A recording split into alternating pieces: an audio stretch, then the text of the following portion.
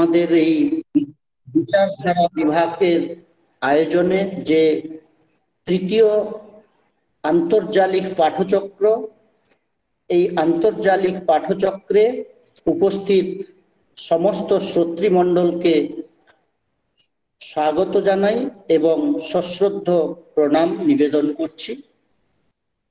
অত্যন্ত আনন্দের বিষয় যে স্বামী বিবেকানন্দের আদর্শে অনুপ্রাণিত হয়ে আমাদের বিবেকানন্দ লোক সংসদ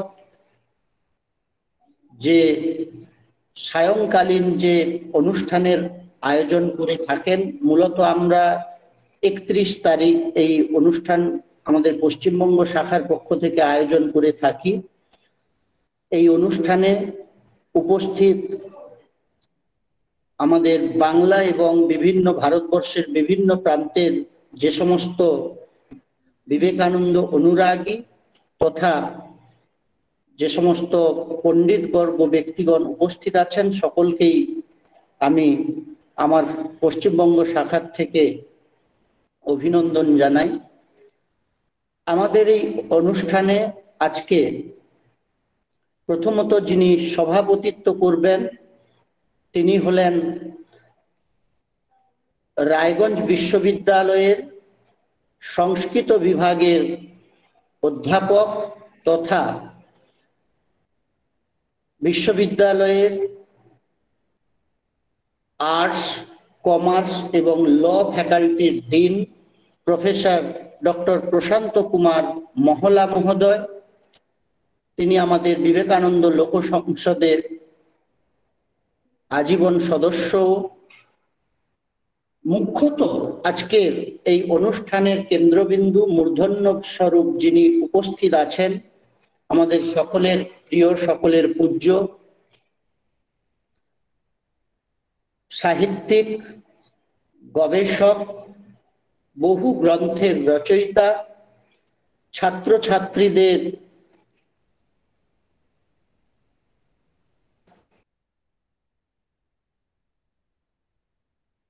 পূর্ব মেদিনীপুর জেলার কাঁথি হাই স্কুলের সহ প্রধান শিক্ষক শ্রদ্ধেয় ডক্টর বানেশ্বর দাস মহোদয়,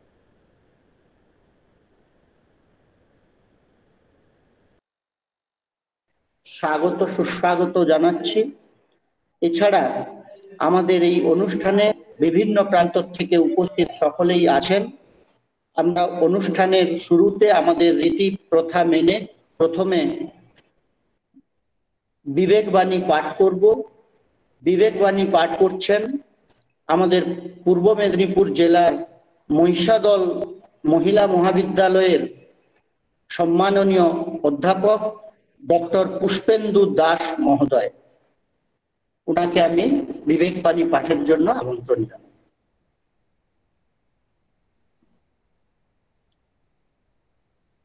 सर्वेभ्यो नमो नमः। उपस्थित এই অনুষ্ঠানের সভাপতি মহোদয় প্রফেসর ডক্টর প্রশান্ত কুমার মহলা মহোদয় তথা সংযোজক তথা আমার জ্যেষ্ঠ ভ্রাতা ডক্টর শুভময় পাহাড়ি মহোদয় এবং বিশিষ্ট আলোচক বানেশ্বর দাস মহোদয়, সবাইকে যথাযোগ্য সম্মান জানিয়ে তথা উপস্থিত বিশ্ববরেণ্য শিক্ষক মণ্ডলী যারা আমার গুরুকল্প, তাদেরকে আমার বিনম্র প্রণাম এবং শিক্ষানুরাগী ব্যক্তিবর্গকে আমার আন্তরিক শ্রদ্ধা তথা ভালোবাসা। সম্প্রতি স্বামীজির বাণী এবং রচনা থেকে তার একটি অংশ বিশেষ আমি পাঠ করছি, যার শীর্ষক মোদীয় আচার্যদেব। 1896 সালের 24শে ফেব্রুয়ারি নিউ ইয়র্কে নবপ্রতিষ্ঠিত বেদান্ত সোসাইটির উদ্যোগে স্বামীজি বিখ্যাত মাই মাস্টার বক্তৃতাটাই দেন। ওই বৎসরের শেষ দিকে লন্ডন ত্যাগের পূর্বে শ্রী রামকৃষ্ণ সম্বন্ধে আরেকটি বক্তৃতা দেন। ইহা তাহারই অনুবাদ। ভগবান শ্রী কৃষ্ণ শ্রীমদ্ ভগবত গীতায় বলিয়াছেন, যখনই ধর্মের প্রভাব কমিয়া যায় ও অধর্মের প্রভাব বাড়িতে থাকে, তখনই আমি মানব জাতিকে সাহায্য করিবার জন্য জন্মগ্রহণ করি।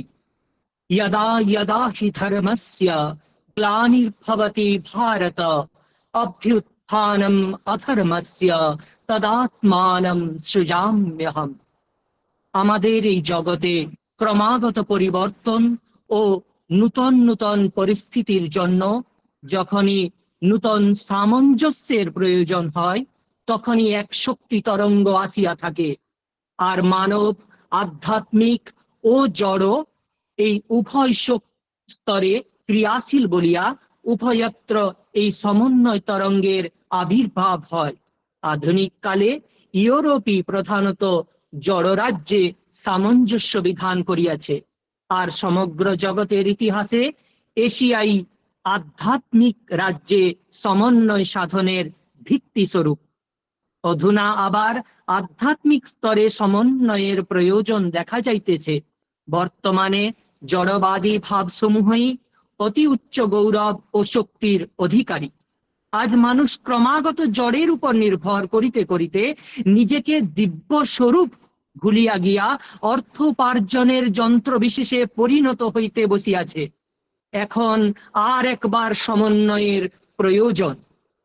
সমন্বয়ের এই শক্তি আসিয়াছে, সেই বাণী উচ্চারিত হইয়াছে, যাহা ক্রমবর্ধমান জড়বাদের মেঘ অপসারিত করিয়া দিবে। সেই শক্তির ক্রিয়া আরম্ভ হইয়াছে। অনতি বিলম্বেই তাহা মানব জাতিকে তাহার প্রকৃত স্বরূপের কথা স্মরণ করাইয়া দিবে। আর এশিয়া হইতেই এই শক্তি চারিদিকে বিস্তৃত হইয়া আরম্ভ করিবে। আমাদের এই জগৎ শ্রম বিভাগের নিয়মে পরিকল্পিত। একজন মানুষই সবকিছুর অধিকারী হইবে, একথা বলা অর্থহীন। কোন একটি জাতি যে সকল বিষয়ের অধিকারী হইবে, এরূপ ভাবা আরো ভুল। তথাপি আমরা কি ছেলে মানুষ অজ্ঞাতবশত শিশু ভাবিয়া থাকি যে সমগ্র জগৎ তাহার পুতুলের মতো কাম্য, আর কিছুই নাই। যে জাতি জড় শক্তিতে বড়, সে ভাবে জড় বস্তুই একমাত্র কাম্য। আর যদি এমন কোন জাতি থাকে যাহাদের ওই শক্তি নাই, বা যাহারা ওই শক্তি চাহে না, তাহারা নগণ্য, তাহারা বাঁচিয়া থাকার অযোগ্য, তাহাদের সমগ্র অস্তিত্বই নিরর্থক। প্রাচ্য দেশ হইতে উত্থিত বাণী একদা সমগ্র জগৎকে বলিয়াছিল, যদি কোনো ব্যক্তি বিশ্বের সবকিছু অধিকার করে অথচ তাহার আধ্যাত্মিকতা না থাকে, তবে তাহাতে কি সার্থকতা? ইহাই প্রাচ্য ভাব, অপরটি পাশ্চাত্য। এই উভয় ভাবেরই মহত্ব আছে, উভয় ভাবেরই গৌরব আছে। বর্তমান সমন্বয়ে এই উভয় আদর্শের সামঞ্জস্য, উভয় আদর্শের মিলন হইবে। পাশ্চাত্য জাতির নিকট ইন্দ্রিয় গ্রাহ্য জগৎ যেমন সত্য, প্রাচ্য জাতির নিকট আধ্যাত্মিক জগৎ তেমনই সত্য। প্রাচ্য জাতি যাহা কিছু চায় বা আশা করে, যাহা থাকিলে জীবনটাকে সত্য বলিয়া বোধ হয়, আধ্যাত্মিক স্তরে সে তাহা পাইয়া থাকে। পাশ্চাত্য জাতির চক্ষে স্বপ্নমুগ্ধ, প্রাচ্য জাতির নিকট পাশ্চাত্য সেইরূপ স্বপ্নমুগ্ধ বলিয়া প্রতীয়মান হয়। 5 মিনিটও যাহা স্থায়ী নয়, এমন পুতুল লইয়া সে খেলা করিতেছে। আর যে মুষ্টিমেয় জড়বস্তুকে শীঘ্র বা বিলম্বে পরিত্যাগ করিয়া যাইতে হইবে, তাহাকেই বয়স্ক নরনারীগণ এত বড় মনে করে। ইহা চিন্তা করিয়া প্রাচ্য হাসিতেছে, একে অন্যকে স্বপ্নবিলাসী বলিয়া থাকে। কিন্তু পাশ্চাত্য আদর্শ মানব জাতির উন্নতির পক্ষে যেমন আবশ্যক, প্রাচ্য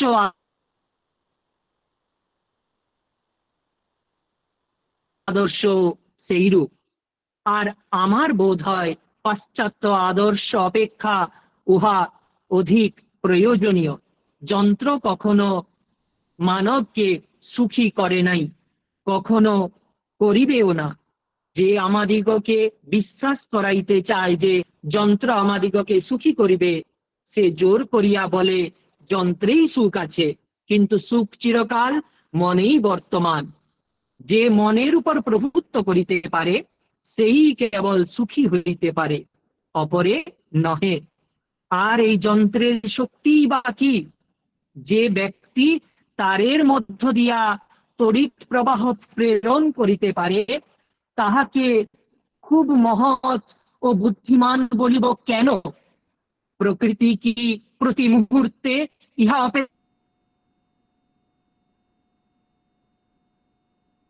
অপেক্ষা লক্ষ গুণ অধিক তড়িৎ প্রবাহ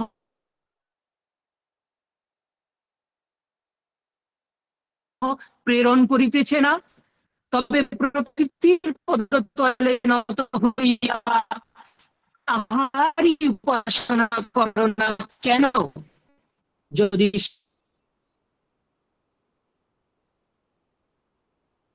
সমগ্র জগতের উপর তোমার শক্তি বিস্তৃত হয়, যদি তুমি জগতের প্রত্যেকটি পরমাণুকে বশীভূত করিতে পারো, তাহা হইলেই বা কি আসিয়া যায়?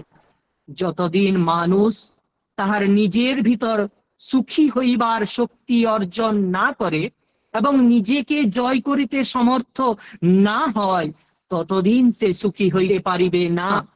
ইহা সত্য যে মানুষ প্রকৃতিকে জয় করিবার জন্যই জন্মগ্রহণ করিয়াছে, কিন্তু পাশ্চাত্য জাতি প্রকৃতি শব্দে কেবল জড় বা বাহ্য প্রকৃতি বুঝিয়া থাকে।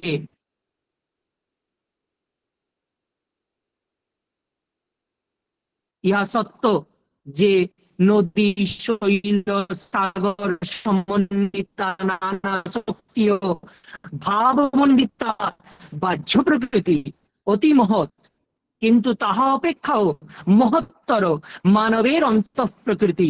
সূর্য, চন্দ্র, তারকা, পৃথিবী তথা সমগ্র জগৎ অপেক্ষাও তাহা শ্রেষ্ঠ। আমাদের এই ক্ষুদ্র জীবনের ঊর্ধ্বে এই অন্তঃ প্রকৃতি আমাদের গবেষণার অন্যতম ক্ষেত্র।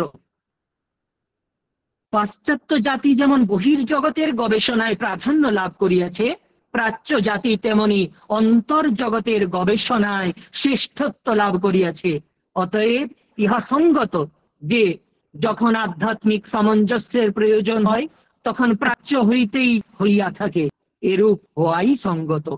আবার যখন প্রাচ্য জাতি যন্ত্র নির্মাণ শিক্ষা করিতে ইচ্ছা করে, তখন তাহাকে যে পাশ্চাত্য জাতির পদতলে বসিয়া উহা শিখিতে হইবে, ইহাও সঙ্গত। পাশ্চাত্য জাতির যখন আত্মতত্ত্ব, ঈশ্বর তত্ত্ব, ব্রহ্মাণ্ড রহস্য শিখিবার প্রয়োজন হইবে, তখন তাহাকেও প্রাচ্যের পদতলে বসিয়া শিক্ষা গ্রহণ করিতে হইবে। মানিয়া থেকে অষ্টম খণ্ড থেকে উদ্বোধন কার্যালয়ে কলিকাতা থেকে প্রকাশ পাইয়াছিল, পৃষ্ঠা নম্বর 376 থেকে 378। নমস্কার।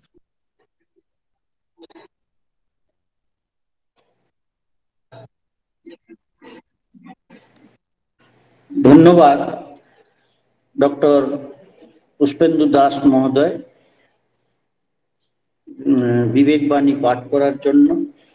তো বর্তমান সমাজ জীবন বা বর্তমান সমাজের যে সামাজিক অবক্ষয়ের মূল কারণ রূপে মনঃসংযোগহীনতাকে নির্দেশ করে আমাদের আজকের বক্তা ডক্টর দাস মহোদয় যে বিষয় চয়ন করেছেন সেটি হলো বিবেকানন্দের দর্শন ও ক্ষয়িত মনঃসংযোগের পুনরুদ্ধার। তো মুখ্য বক্তার বক্তব্যের আগে আমরা আমাদের অধ্যক্ষ মহাশয় আজকের প্রফেসর মহলা মহোদয়ের কাছ থেকে দু একটি কথা শুনে আমরা মূল পর্বে যাব। তাই বর্তমানে আমি অনুরোধ করছি প্রশান্ত স্যারকে কিছু বলে আজকের বক্তার বক্তব্য শোনার জন্য। সকলকে আমার নমস্কার। স্বামী বিবেকানন্দ লোক সংসদ পশ্চিমবঙ্গ শাখা এর পক্ষ থেকে আজকে আমরা তৃতীয় পাঠচক্র অনুষ্ঠিত হতে চলেছে এবং আমাদের যে শীর্ষক মুখ্য শীর্ষক ছিল বঙ্গীয় মহাপুরুষ, তাদের আদর্শ ও বিচার। এই ধারায় আজকে আমরা যেটাকে আলোচনা করতে চলেছি, বিবেকানন্দের দর্শন ও ক্ষয়িত মনসংযোগের পুনরুদ্ধার। এবং এখানে আজকে এই বিষয়ে বলার জন্য উপস্থিত আছেন ডক্টর বাণেশ্বর দাস, সহপ্রধান শিক্ষক, কান্থি হাই স্কুল, পূর্ব মেদিনীপুর থেকে। এবং এখানে আমার সমস্ত বিবেকানন্দ এর দর্শনে যারা অনুপ্রাণিত এবং বিবেকানন্দের দর্শনকে পাথেয় করে যারা জীবন যাপন করতে ইচ্ছুক এবং বিবেকানন্দের প্রতি যারা শ্রদ্ধা নিষ্ঠা রাখেন, এখানে সকল উপস্থিত আমার গুরুজন এবং সমস্ত আজীবন সদস্যদের আমার যথাযোগ্য সম্মান জানাই। এবং আজকের এই যে বিষয়, এটি খুবই প্রাসঙ্গিক, কারণ এখনো আমাদের যে সমাজের যে অবক্ষয় আমরা দেখতে পারছি, এর পিছনে আমাদের এই যে অসংযত মন, এর পিছনে কারণ হতে পারে। এইটাই আজকে আমাদের যে সন্দেশ যাবে সমস্ত শ্রোতাদের উদ্দেশ্যে। কারণ আমরা জানি যে মন এব মনুষ্যানাম কারণং বন্ধমোক্ষয়, অর্থাৎ আমাদের মনই আমি সংসারের বন্ধনের মধ্যে আবদ্ধ হয়ে থাকবো কি মুক্তির মার্গে যাব, এর জন্যই আমাদের মনই হচ্ছে মুখ্য কারণ। এবং আমাদের যে একাদশ ইন্দ্রিয়, 5টি কর্মেন্দ্রিয় এবং 5টি জ্ঞানেন্দ্রিয় এবং উভয়াত্মক ইন্দ্রিয় মন, সে মনকে কিভাবে সংযম করা যেতে পারে। এবং আমরা জানি বিবেকানন্দ ছিলেন একজন সংযমী এবং যার ব্রহ্মচর্য এর বিষয়ে অনেক কিছু আমরা শুনেছি, পড়েছি। যদি আমরা এই বিবেকানন্দ দর্শনে প্রতিপাদিত নিয়মের মাধ্যমে বা তার উপায়ের মাধ্যমে আমরা মনকে সংযত করতে পারি, তাহলে আমাদের এই যে যুব সমাজের যে অবক্ষয় এখনো দেখা দিচ্ছে, তাকে হয়তো পুনরুদ্ধার করা যাবে। এই প্রসঙ্গে আজকে আমরা আমন্ত্রণ জানিয়েছি ডক্টর বাণেশ্বর দাস, যিনি সহ প্রধান শিক্ষক কান্থি হাই স্কুলের, এবং তিনি বিবেকানন্দ দর্শনের উপরে তার অগাধ জ্ঞান আছে। সুতরাং এখন আমরা ওনার কাছ থেকে শুনে নিব এই যে আজকের বিষয়, বিবেকানন্দের দর্শন ও ক্ষয়িত মনসংযোগের পুনরুদ্ধার। এইটুকু বলে এখানে উপস্থিত আমার সমস্ত গুরুজন এবং সমস্ত আজীবন সদস্য বিবেকানন্দ লোক সংসদের যারা এখানে উপস্থিত আছেন, আমার যথাযোগ্য প্রণাম জানিয়ে আমি আমার বক্তব্য এখানে শেষ করছি। এখন আমরা মুখ্য আলোচনার বিষয় শুনব, বিবেকানন্দ দর্শন ও ক্ষয়িত মনসংযোগের পুনরুদ্ধার। ধন্যবাদ স্যার।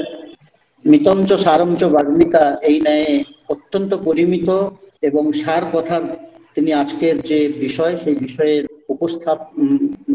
ভূমিকা বা মুখবন্ধ উপস্থাপন করলেন। তাই আমরা আমাদের বিবেকানন্দ লোক সংসদ পশ্চিমবঙ্গ শাখা থেকে ধন্যবাদ জ্ঞাপন করছি। এখন আমরা আমাদের অনুষ্ঠানের মূল পর্বে আমাদের আমন্ত্রণ স্বীকার করে যিনি আমাদের মধ্যে উপস্থিত হয়েছেন, উনার মহামূল্য বক্তব্য উপস্থাপনের জন্য আমি উনাকে, ডক্টর বাণেশ্বর দাস মহোদয়কে অনুরোধ করব ওনার মূল্যবান বক্তব্য উপস্থাপনের মাধ্যমে আমাদেরকে কৃতার্থ করুন। Sir please. নমস্কার সকলকে। স্বামী বিবেকানন্দ লোক সংসদ পশ্চিমবঙ্গ শাখার বিচারধারা বিভাগের পাঠচক্রে আজকের এই অনুষ্ঠানে সম্মাননীয় সভাপতি ডক্টর প্রশান্ত কুমার মহলা মহাশয়, সংযোজক ডক্টর শুভময় পাহাড়ি মহাশয় এবং উপস্থিত বহু সম্মাননীয় গুণীজন, তাদের সবার চরণে আমার মাথানত প্রণাম জানাই। সবার কাছে আন্তরিক নতজানু কৃতজ্ঞতা জানাই, এই বলে যে আমি অতি সাধারণ দিনাতি দিন এক মানুষ, অথচ এত বড় একটা প্ল্যাটফর্মে আমাকে আমার সামান্য ধারণা সবার কাছে পৌঁছে দেওয়ার সুযোগ দেওয়ার জন্যে আমি সবার কাছে আন্তরিকভাবে কৃতজ্ঞ।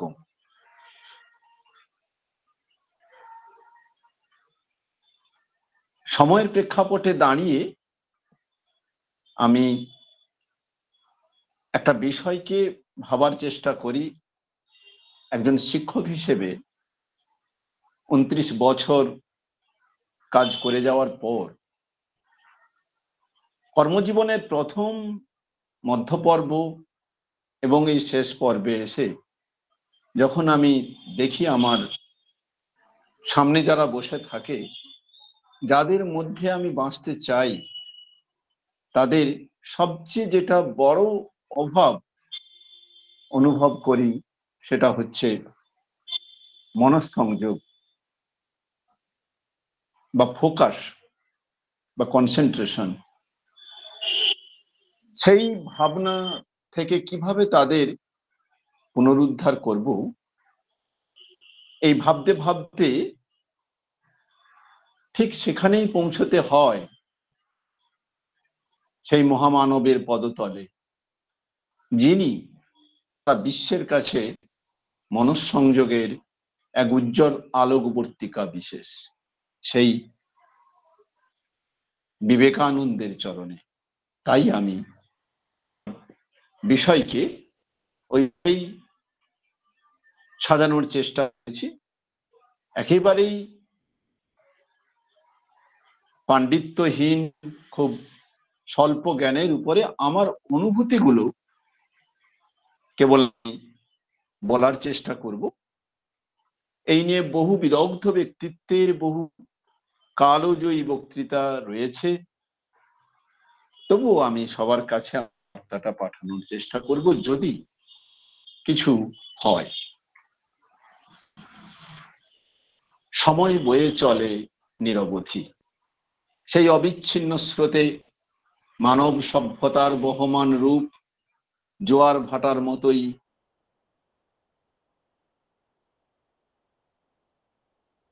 তাই কখনো দেখা যায় সভ্যতার অভিমুখ ক্রমশ আলোর অনুসারী ক্রমোন্নতির সিঁড়িপথ পেরিয়ে চলেছে উত্তরণের স্বর্ণদ্বারে।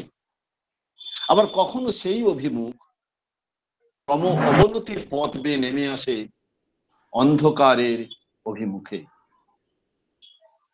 সভ্যতার উন্নতি অবনতির এই সাপ লুডো খেলায় আজ আমরা এমন একটা সময়ে এসে দাঁড়িয়েছি যখন সত্যি সত্যি আমরা সাপের মুখে।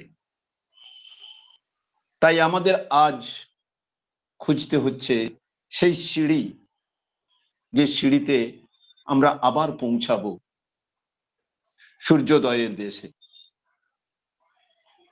আর এই উদ্ভ্রান্ত সময়ে আমাদের একমাত্র অবলম্বন স্বামী বিবেকানন্দের ভাবনার স্মরণ, অধ্যয়ন, অনুশীলন, অনুসরণ। তাই আমার এই আলোচনা। মানুষ কেবল জীব মাত্র নয়, সে ইন্দ্রিয় নিয়ন্ত্রিত এক স্বতন্ত্র জীব। এই কারণেই সে নিজের উত্তরণের ভাবনা করতে পারে। তাই পৃথিবীর আর সকল জীব তার নিজের অবস্থায় রয়ে গেছে, কেবল মানুষের মধ্যে নিত্য পরিবর্তনের উপচিত্র লক্ষিত। তাই তো সে পৃথিবী নামক জ্যোতিষ্কের বুকে সর্বকনিষ্ঠ হয়েও সর্বশ্রেষ্ঠ। এখন প্রশ্ন হলো, ইন্দ্রিয় কি? মাননীয় সভাপতি মহাশয় বলেছেন, মানুষের সকল কাজের নিয়ন্ত্রকই হলো ইন্দ্রিয়। যে ইন্দ্রিয়কে সাধারণত 3টি শ্রেণীতে আমরা ভাগ করি। 5টি রয়েছে কর্মেন্দ্রিয়, বাক, পানি, পাদ, পায়ু ও উপস্থ। 5টি রয়েছে জ্ঞানেন্দ্রিয়, চক্ষু, কর্ণ, নাসিকা, জিহ্বা, ত্বক।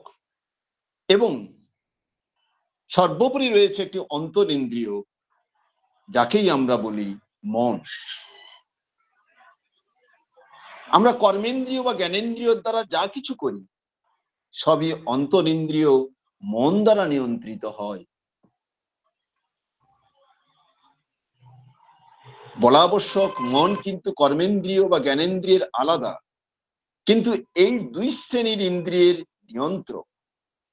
মনের সংযোগের তারতম্যের উপরেই অন্য সকল ইন্দ্রিয়ের নিয়ন্ত্রণ।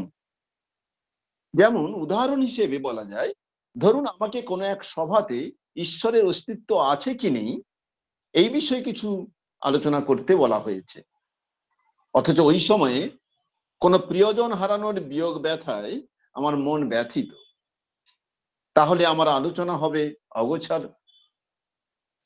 বা শিক্ষক মহাশয় ক্লাসে কোনো একটা বিষয় পড়াচ্ছেন আর আমার মন রয়েছে কোনো বন্ধুর সঙ্গে স্কুল পালিয়ে কোথাও একটা সিনেমা দেখতে যাব, শিক্ষকের একটা কথাও আমার মাথায় ঢুকবে না।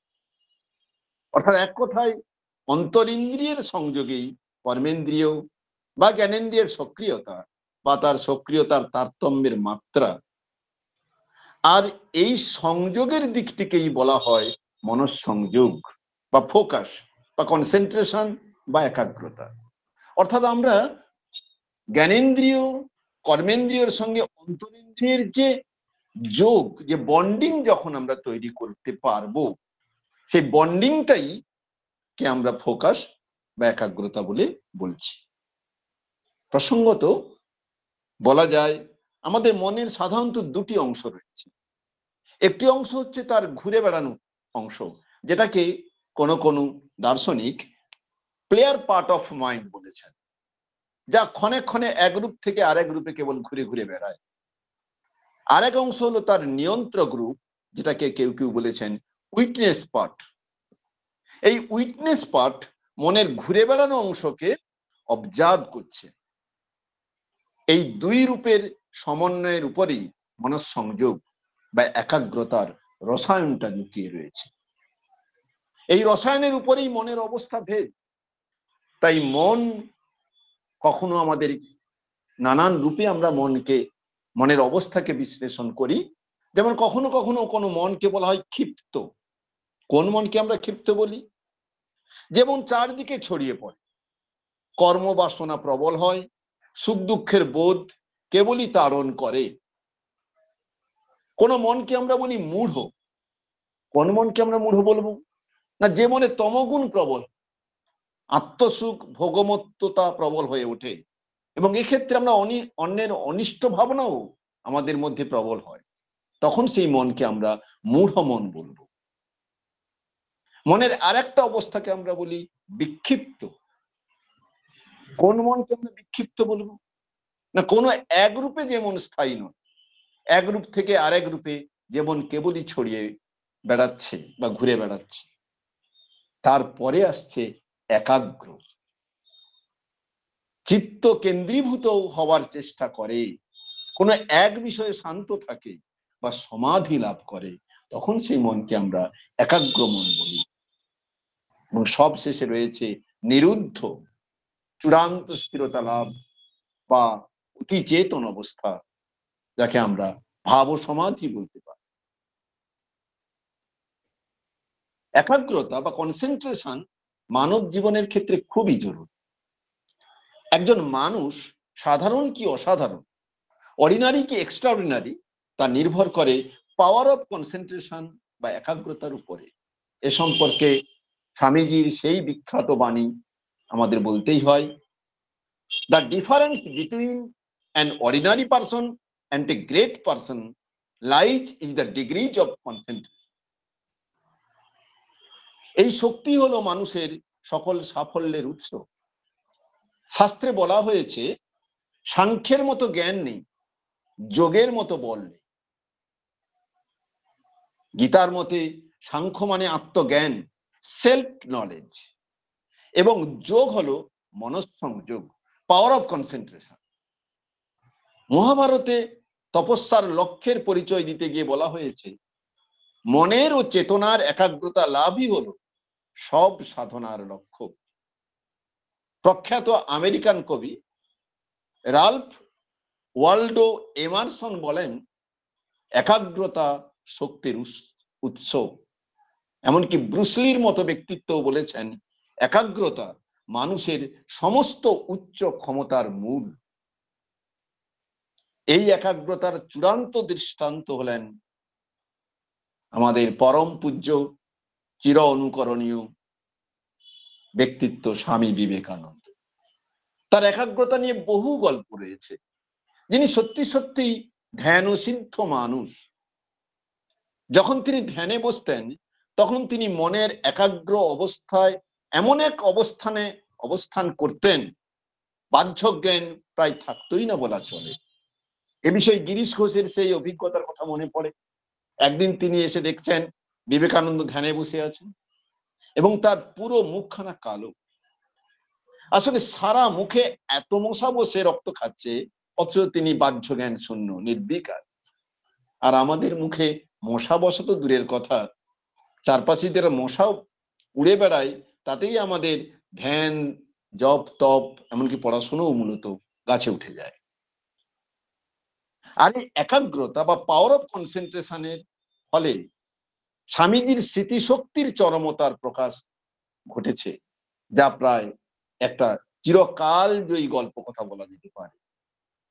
এ বিষয়ে বিবেকানন্দের প্রথম যুগের শিষ্য শরৎচন্দ্র গুপ্তের প্রসঙ্গে মনে আসে, যিনি শিষ্যত্ব গ্রহণের পর সদানন্দ নামে পরিচিত হয়েছিলেন।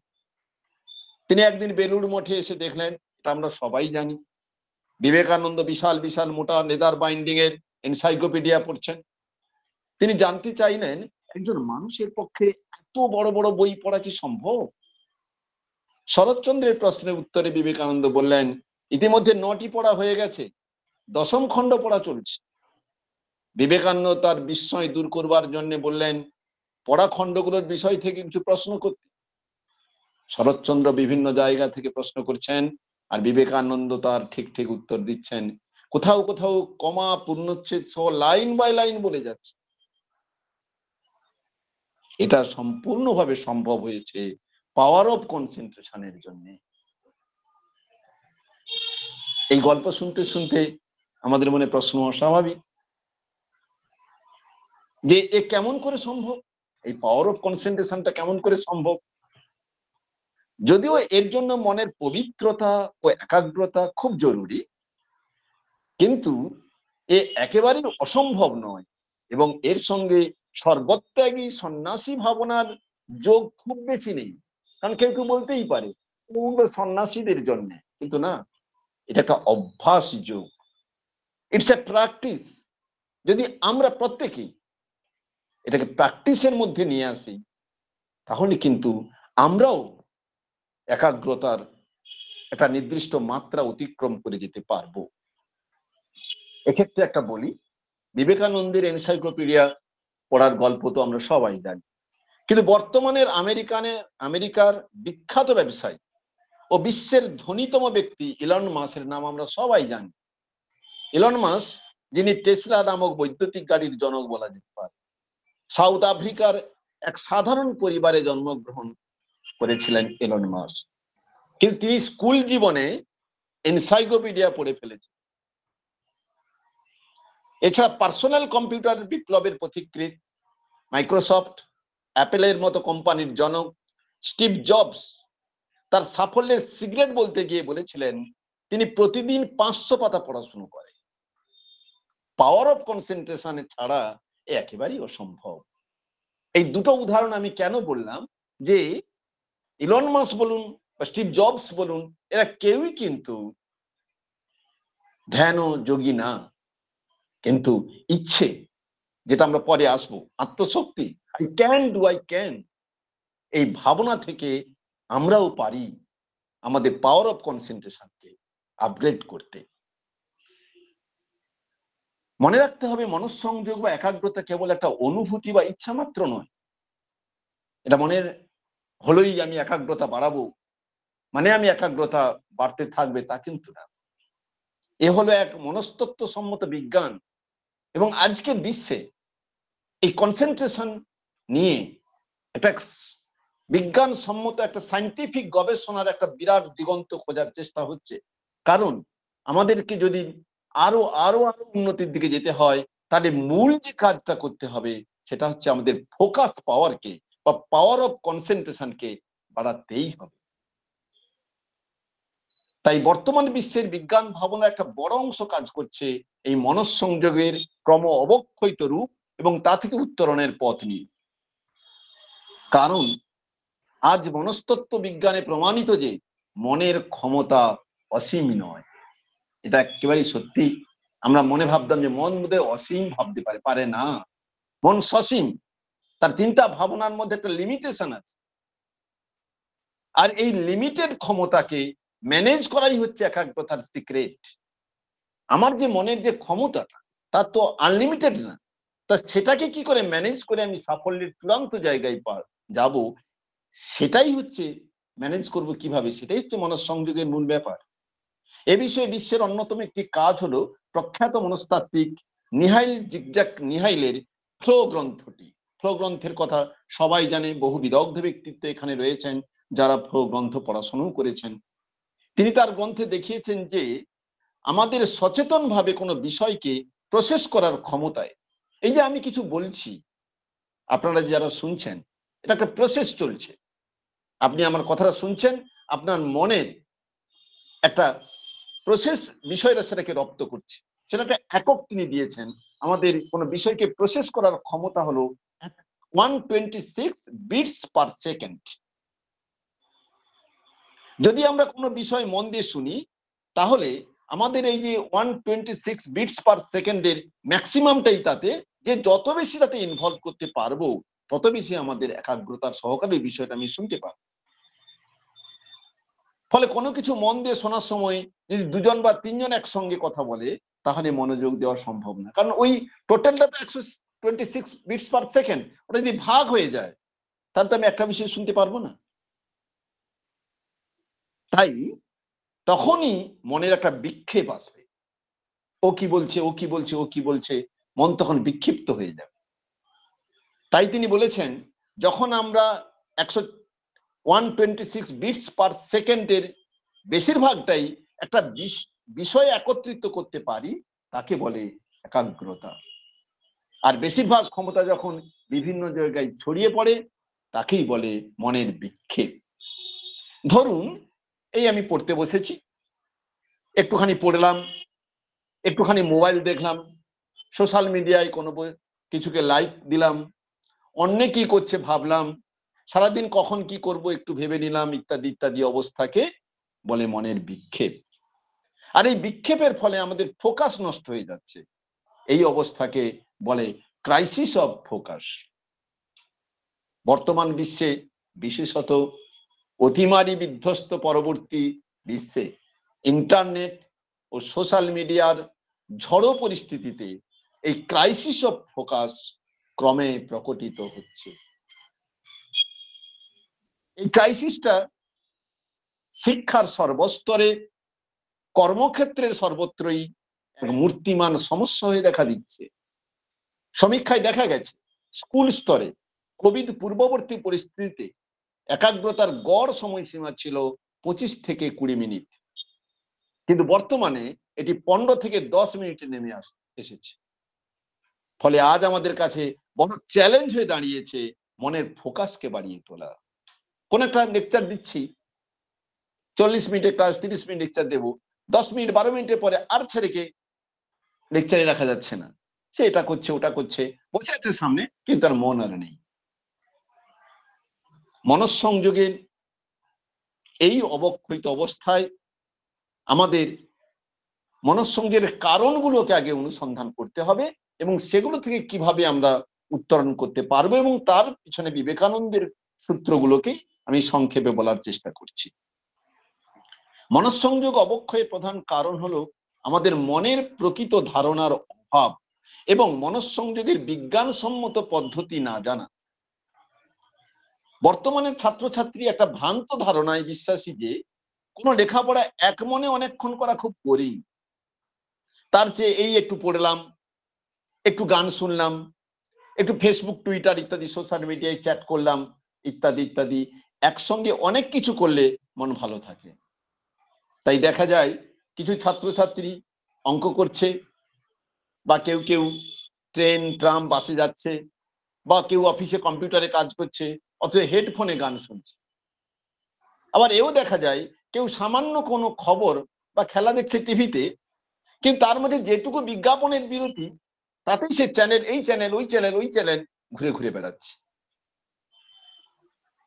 এমনকি বড় বড় শিক্ষা প্রতিষ্ঠানেও উঁচু ক্লাসে যেখানে ল্যাপটপ এলাও, সেখানেও দেখছি একজন অধ্যাপক লেকচার দিচ্ছেন, লেকচার শুনতে শুনতে রিলেটেড কোনো সাইটে কোনো ছাত্র গিয়ে ঢুকে পড়লো, সেই রিলেটেড বিষয় থেকে আরেকটা রিলেটেড বিষয়, সেখান থেকে আরেকটা রিলেটেড বিষয়, সে কিন্তু ইন্টারনেটের মধ্যেই আছে, ওদের কিন্তু লেকচারটা হচ্ছে, সেটা তার কানে ঢুকছে না।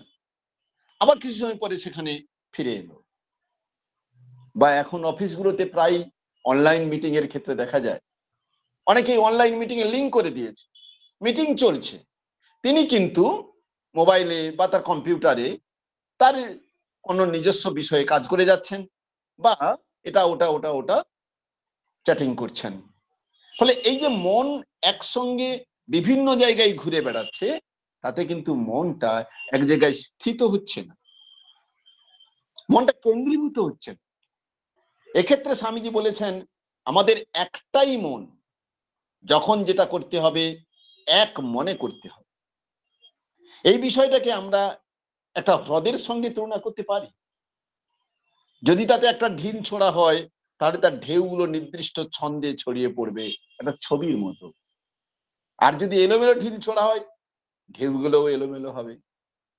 তাই স্বামীজি বলেছেন যখন যা করবে তা ফুলেস্ট পসিবল অ্যাটেনশন দিয়ে করতে হবে, তা না হলে কোনো কিছুই ভালোভাবে হবে না। কারণ আমরা যদি সারাদিন ধরে মনকে যেখানে সেখানে ঘুরে বেড়াতে দিই, যা কিছু করতে চাই তাই করতে দিই, তাহলে গভীর মনোযোগ সহকারে যখন পড়তে হবে, বা কোনো অ্যাসাইনমেন্ট তৈরি করতে হবে, বা কালকে কোনো বড় পেপার সাবমিট আছে সেটা তৈরি করতে হবে, মন কিন্তু তখন তার করতে পারবে না। আর জোর করে করতে গেলে সে করবেই না। সুতরাং আমরা যখন যা করব তখন এক মনে করব। এ ব্যাপারে রামকৃষ্ণ মঠ ও মিশনের আমেরিকার বেদান্ত সোসাইটির মিনিস্টার ইনচার্জ স্বামী সর্বপ্রিয়ানন্দের একটি ভাষণ থেকে জানতে পারি শ্রীশ মহারাজের একাগ্রতার কথা। স্বামী সর্বপ্রিয়ানন্দ একদা শ্রীশ মহারাজ সম্পর্কে আমরা সবাই জানি, যিনি অত্যন্ত মেধাবী ছাত্র, আইআইটি এন্ট্রান্সে যিনি দ্বিতীয় হয়েছিলেন। তিনি একবার যাচ্ছিলেন সর্বপ্রিয়ানন্দ শ্রীশ মহারাজের ঘরের পাশ দিয়ে, দেখলেন যে পা ছড়িয়ে শ্রীশ মহারাজ একটা বই পড়ছে। তিনি তার কাছে গিয়ে দাঁড়ালেন, জিজ্ঞাসা করলেন মহারাজ কি পড়ছেন? কোনো উত্তর নেই। আরো কাছে গিয়ে জিজ্ঞাসা করলেন মহারাজ কি পড়ছেন? কোনো উত্তর নেই। এমনকি তিনি পায়ের পাতা ধরে নাড়িয়ে জিজ্ঞাসা করলেন, কি আশ্চর্য, তখনও কোনো উত্তর নেই। এই যেন সত্যি সেই ভাব ও সমাধি অবস্থা।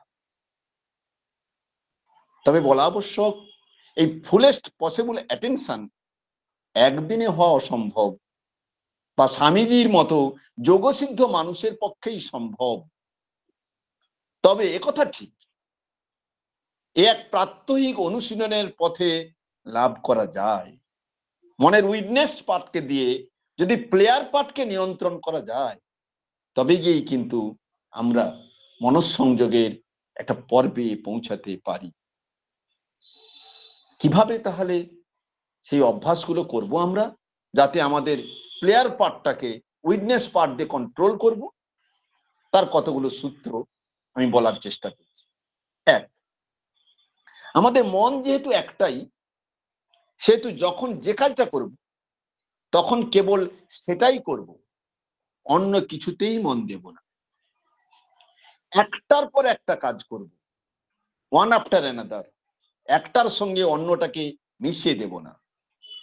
এ সম্পর্কে স্বামীজি বলেছেন, our mind runs through many objects in a day. The great man in the one who can take up one object and exclude other objects. সেই গ্রেট ম্যান হবে, একসঙ্গে অনেক বিষয় আসবে, কিন্তু যে একটা বিষয়কে টেক আপ করবে, বাকিগুলোকে দূরে সরিয়ে রাখবে। এর ফলে সাফল্যের দ্রুততা যেমন আসবে, তেমনি চিত্তের স্মরণ শক্তিও বাড়বে। 2, যখন যে কাজটা করব তখন ফুলেস্ট পসিবল অ্যাটেনশন দিয়ে করব।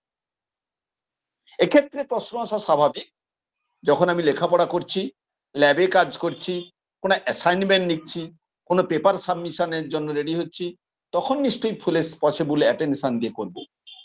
কিন্তু যখন কোনো বন্ধুর সঙ্গে গল্প করছি, যখন কোনো খেলা দেখছি বা খেলছি, তখন মনের এই অবস্থা কি খুব প্রয়োজন? স্বামীজি বলছেন, মন যেহেতু একটাই, সেহেতু যে কাজটা করবে সেই কাজটা পূর্ণ মনোযোগে করলে এটা একটা অভ্যাস হয়ে যাবে, এটা একটা হ্যাবিটসে আনতে হবে। আমরা বহু মানুষকে দেখেছি যে যখন যেটা করছে সেটা একেবারেই, যত সহজ কাজ হোক, একেবারেই নিবিড় মনোযোগ সহকারে করছেন। 3, কাজের সাফল্য এবং কাজে মনোযোগ, এর পিছনে একটা গাণিতিক সূত্র রয়েছে বলে আমার মনে হয়। এই যে একটা কাজ করব, কাজের মনোযোগ দেব এবং কাজে সাফল্য আসবে, এর মধ্যে একটা ম্যাথামেটিক্যাল ফর্মুলা রয়েছে বলে আমার মনে হয়। কি সেটা? কাজ মানে একটা চ্যালেঞ্জ, এই চ্যালেঞ্জের মাত্রার উপরে মনোযোগ নির্ভর করে। যদি আমার কাজ করার ক্ষমতার তুলনায় কাজের চ্যালেঞ্জটা বেশি হয়, তাহলে ভয় লাগবে, সফল হতে পারবো তো, বা এতটা কাজ কি একসঙ্গে করতে পারবো। ফলে মনের মধ্যে ভয় থেকে বোধহয় হবে না, বোধহয় পারবো না, এরকম মনে হবে। এখানে চ্যালেঞ্জটা বেড়ে গেছে। তখন আমি কি করব না, চ্যালেঞ্জটাকে আমি ভেঙে ভেঙে নেব, পাট পাট করে নেব, কম কম করে করব। একটা পার্ট করলাম, তারপরে পার্টটা করব। তাহলে চ্যালেঞ্জ যদি বেশি হয় আমার ওয়ার্ক পাওয়ারের তুলনায়, তাহলে চ্যালেঞ্জটাকে ভেঙে নিলে তবে গিয়ে ওয়ার্কিং পাওয়ার এবং চ্যালেঞ্জটা একটা ব্যালেন্সে আসবে। সাপোজ আমাকে 4টে চ্যাপ্টার পড়তে হবে, ভয় লাগছে 4টে চ্যাপ্টার পড়তে পারবো, আমি ভুলে যাই 4টা চ্যাপ্টারের কথা। আমি একটা চ্যাপ্টার ভাববো যে একটা চ্যাপ্টারই আমি 2 দিনে পড়বো। একটা চ্যাপ্টার 2 দিনে পড়া হলো, তাহলে চ্যালেঞ্জটা একটু কমলো, আবার একটা চ্যাপ্টার ধরলাম। সুতরাং এক্ষেত্রে চ্যালেঞ্জ এবং মেন্টাল পাওয়ারকে, ওয়ার্কিং পাওয়ারকে ব্যালেন্সে নিয়ে আসতে হবে। আবার কখনো কখনো কি হয়, চ্যালেঞ্জটা কম হয়ে গেছে, কাজ করার ক্ষমতাটা বেশি হয়ে গেছে, তখনও মন বিক্ষিপ্ত হয়ে যাবে। যেমন ধরো, যে প্রথম ড্রাইভিং শিখছে, সে যে কনসেন্ট্রেশন নিয়ে ড্রাইভিংটা করে, যখন তার হাত খুব পেকে গেছে, তখন দেখবে সে গান শুনছে, এদিক করছে ওদিক করছে, লোকের সঙ্গে কথা বলছে, তবু ড্রাইভিং করে যাচ্ছে। তাহলে এক্ষেত্রে আমরা কি করব না, যদি চ্যালেঞ্জটা কম হয় এবং তোমার কার্যক্ষমতা বেশি হয়, তাহলে চ্যালেঞ্জের সঙ্গে এডিশনাল চ্যালেঞ্জ নিয়ে আসতে হবে। ধরো একটা বই আমি পড়েছি, আবার সেই বইটা পড়তে বলা হচ্ছে, তাহলে বই পড়াটা আমার অনেকটা চ্যালেঞ্জটা কমে গেছে। কিন্তু তখন যদি বই পড়ার সঙ্গে আমি আমার রিলেটেড বিষয় আন্ডারলাইন করি, পাশে নোট নেই, তুলনামূলক স্টাডি করি, তাহলে চ্যালেঞ্জের মাত্রাটা বাড়লো। ফলে তখন আমার মনোযোগ সহকারে কাজটা করতে সুবিধে হবে। 4, এটা খুব ভাইটাল একটা পয়েন্ট, বর্তমানের প্রেক্ষাপটে আরো ভাইটাল। মনের একাগ্রতা হ্রাসের অন্যতম কারণ এই অ্যান্ড্রয়েড মোবাইল। মনে রাখতে হবে, এটি কেবল খবর আদান প্রদানের যন্ত্র মাত্র না, এটা একটা ল্যান্ডফোন না যে কেবলমাত্র আমাদের নিউজ বা খবর আদান প্রদান করবে। এর মধ্যে একটা পারপাসফুল টেকনোলজির মাধ্যমে আমাদের অ্যাটেনশনকে ও কিন্তু গ্রাস করছে, ও অ্যাটেনশনটাকে খেয়ে ফেলছে, আমাদের মনঃসংযোগটাকে ও কিন্তু নষ্ট করে দিচ্ছে, এবং এটা পারপাসফুলি করা হচ্ছে। বিষয়টা একটু আলোচনা করা যেতে পারে। এই অ্যান্ড্রয়েড মোবাইলে নানান ওয়েবসাইট, নানান পেজের মাধ্যমে আমাদের অ্যাটেনশনকে আকর্ষণ করা হচ্ছে। আমরা আপাতভাবে ভাবছি এখানে সবকিছু ফ্রিতে পাচ্ছি, ফ্রি নয়, আমার অ্যাটেনশনটাই এখানে বিক্রি হয়ে যাচ্ছে। আমি যতবার ওই পেজে যাব, যতবার ওই অ্যাপসটা দেখবো, ততই তার রেভিনিউ বাড়বে। আর প্রতিদিন প্রতি মুহূর্তে আপগ্রেড আসছে, মেসেজ আসছে, আর অ্যান্ড্রয়েড ফোনে একটা শব্দ হওয়ার সাথে সাথে মন ছুটে যাচ্ছে তা দেখার জন্য। আর যে কাজটা করছি সে কাজটা থেকে আমার ফোকাসটা নড়ে যাচ্ছে। অনেক সময় ওই পেজে গিয়ে দেখছি যা এসেছে তা আমার এখন অপ্রয়োজনীয়, একেবারে বোগাস, আমার লাগবে না কাজে। কিন্তু ওই যে মনটা একবার নড়ে গেল, অঙ্ক করতে করতে একবার টুং করে শব্দ হলো, দিয়ে আমি ওখানে একবার দেখলাম কি পাঠালো, দেখলাম কিছুই না, আবার ফিরলাম। সার্ভে করে দেখা গেছে মন একটা বিশেষ কাজ থেকে একটা জায়গায় নড়ে গিয়ে আবার একেবারে মানে ওই জায়গায় ফিরতে 12 মিনিট সময় নিচ্ছে। আর এই যে মুহূর্তে মুহূর্তে ছুটে যাওয়া অভ্যাসের কারণে আমাদের ক্রাইসিস অফ ফোকাস তৈরি হচ্ছে। আর এই কাজটা করা হচ্ছে সুচতুর ভাবে, আমাদের অত্যন্ত দৃঢ়ভাবে এই সোশ্যাল মিডিয়ার প্রতি আসক্ত বা অ্যাডিক্টেড করা হচ্ছে। জুয়া খেলায় দেখবেন যে ওর পিছনে একটা পারপাসফুল টেকনোলজি আছে। আপনি সবসময় জুয়াতে হারবেন না, আবার সবসময় জিতবেনও না, কিন্তু আফটার অল যারা জুয়া খেলার আয়োজন করেছে লাস্ট অফ অল তারাই জিতবে। কিন্তু ওই যে আপনি একবার জিতলেন, দেখি আরেকবার দেখি, আরেকবার দেখি, এই করতে করতেই কিন্তু আপনি একটা সময় নিঃস্ব হয়ে যাবেন। আপনাকে ওই রকম করেই অ্যাডিক্টেড করা হচ্ছে। মোবাইলও ঠিক তেমনি। আমরা প্রায়ই দেখবেন মোবাইলের মধ্যে একটা আর্টিফিশিয়াল ইন্টেলিজেন্সি বা এআই জুড়ে দেওয়া হয়েছে। ও কিন্তু আপনাকে দেখছে, আপনার ইন্টারেস্ট পার্টটাও কিন্তু জেনে দিচ্ছে। আপনি দেখবেন আপনি ধরুন ভক্তিগীতি শোনার, মোবাইলে শুনতে ভালোবাসেন, আপনি যেই মুহূর্তে মোবাইলে নেটটা খুলবেন দেখবেন ভক্তিগীতি আসছে। ও জানলো কি করে যে আপনি ভক্তিগীতি শুনতে ভালোবাসেন? বা যে ধরো কার্টুন দেখতে পছন্দ করে, দেখবেন তার মোবাইল খুললে কার্টুনই আসবে। তাহলে মোবাইলটা জানলো কি করে যে ও কার্টুন পছন্দ করে? তার কারণ ওটা হচ্ছে এআই। ও আপনার সাইকোলজিকে রিড করে করে করে করে ওইগুলোই আপনাকে পাঠাবে। আপনি তো বেশ ভাবছেন এই তো খুললাম, ফ্রিতে এতগুলো কার্টুন এসে গেল, এতগুলো গান এসে গেল। আদবে তা কিন্তু না। ও আপনার অ্যাটেনশনটাকে ক্রমশ নিয়ে নিল। একটা সময় এই করতে করতে দেখবেন আপনার মোবাইলের সুইচটা বন্ধ করতে আপনার মানে পারবেন না। মোবাইলের সুইচটা বন্ধ করে দিলে বুকের মধ্যে মনে হবে কি যেন একটা মিস করছি, বোধহয় কিছু এলো, বোধহয় কিছু আমার লস হয়ে যাচ্ছে। এই রকম যে ফিলিংসটাকে ইদানিংকালে বলা হচ্ছে ফিয়ার অফ মিসিং আউট বা ফোমো নাম দেওয়া হচ্ছে। ফলে আমরা মোবাইলের সুইচটা বন্ধ করতে পারি না, অথবা যদিও বা কোনো কারণে রাতের বেলা বন্ধ করি, দেখুন একটা মানুষ সকালে উঠে প্রথম যে কাজটা করবে সেটা হচ্ছে আগে সে মোবাইলের সুইচটা অন করবে, রাতের মধ্যে কি এসে গেছে কিনা, খুব গুরুত্বপূর্ণ কিছু এসে কিনা। কিন্তু তার কারণ হচ্ছে আপনি যখন এই মোবাইলের সুইচটা বন্ধ করতে পারবেন না, বা করলে আপনার মনের মধ্যে একটা ফোমো তৈরি হবে, তখন বুঝে যাবে যে আপনি মোবাইলে অ্যাডিক্টেড হয়ে গেছেন। আর ওই কাজটা করতে পারলে যারা টেকনোলজিক্যালি ওই কাজটা করছে তাদের কিন্তু উদ্দেশ্য সাকসেস। সুতরাং আমি সবাইকেই বলি যে বিশেষ ছাত্র সমাজকে যতটা সম্ভব অ্যান্ড্রয়েড ফোন থেকে দূরে থাকতে হবে। 5, বিক্ষেপিত মনকে সংযত করা এক অভ্যাস যোগ বিশেষ। এক্ষেত্রে 3টি পর্যায়ের অনুশীলন করতে হবে। সংক্ষেপেই বলি, প্রথমত যখন কোন একটা বিষয় নিয়ে ভাববে সেটা লেজার ফোকাস করতে হবে। লেজার ফোকাস মানে যত মনঃসংযোগ পুরোটা দিয়ে দিতে হবে, একেবারে 100% মনঃসংযোগ দিতে হবে। এটাকে বলা হয় লেজার ফোকাস।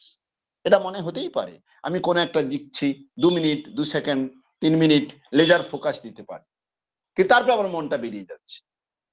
কিন্তু এই লেজার ফোকাসের পরে দ্বিতীয় পার্ট হচ্ছে হোল্ড অন ইট, অর্থাৎ সেই লেজার ফোকাসে ধীরে ধীরে ধীরে ধীরে হোল্ড করে থাকার সময় বাড়াতে হবে।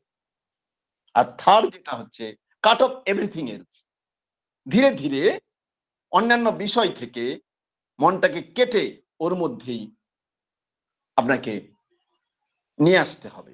এটা একদিনে হবে না। সুতরাং প্রথমত হচ্ছে লেজার ফোকাস। যখন যা ভাববো এক মনে ভাববো, সেটা 2 মিনিট 3 মিনিট হওয়ার পরে পরের দিন ভাবলাম যে আজকে 2 মিনিট এক মনে ভেবেছি, কালকে 1 মিনিট বাড়াবো। সুতরাং সেটা হোল্ড করা হলো। দেন কাট অফ এভরিথিং এলস।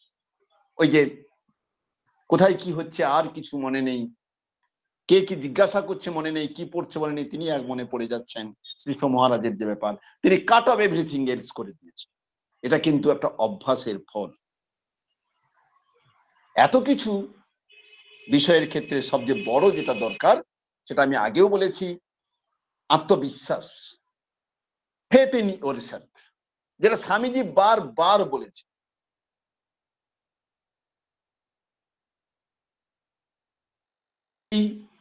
দেশ, জাতি এবং বিশ্বের উন্নতির প্রধান চাবিকাঠি।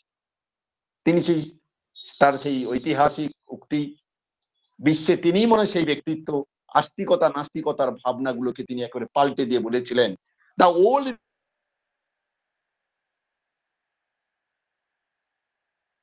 believe in God, the new religion says that he is an atheist who does not believe in himself. সুতরাং প্রত্যেকের মধ্যে, বিশেষ ছাত্রদের মধ্যে আমাদের এই ভাবনা জাগাতে হবে যে আমি পারি, I can do, I can. তাই তিনি স্পষ্টত বলেছেন আমাদের প্রধান কর্তব্য নিজেকে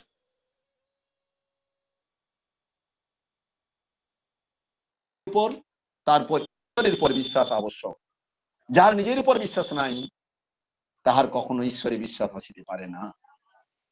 তাই যদি আমাদের ক্রাইসিস অফ ফোকাস থেকে আমাদেরকে উত্তরণের পথ খুঁজতে হয়, আগে power of faith in yourself বা আত্মবিশ্বাসের উপরেই আগে জোর দিতে হবে। এরপরে লাস্টে বিষয়ে বলবো যে এতগুলো যে উন্নতির কথা বললাম, এটা আমরা করব কিভাবে, এই ব্যাপারে আর একটা প্রসঙ্গ বলে